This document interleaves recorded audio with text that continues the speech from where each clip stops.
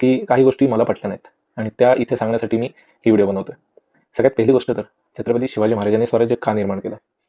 एकतर इथल्या जनतेला कोणत्याही प्रकारचा त्रास होऊ नये, इथली जनता ही सुखासमाधानाने झोपावी, सुखासमाधानाने जगावी यासाठी आणि लोकांना एकत्रित करणं, हे सगळं त्यामागचा उद्देश होता.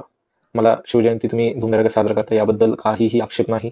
उलट मी एक शिवभक्त आहे आणि मला सुद्धा धूमधडाक्यात शिवजयंती साजरी करावी हे नक्कीच वाटतं.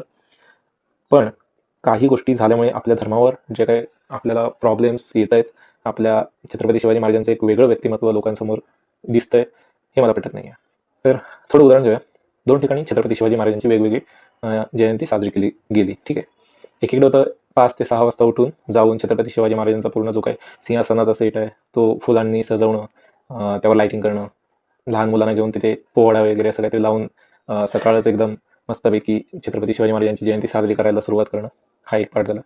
दुसरा पार्ट आहे की कर्कश आवाज करणाऱ्या गाड्या रस्त्याने 6-7 वाजता सकाळचं फिरणं, रॅली काढणं.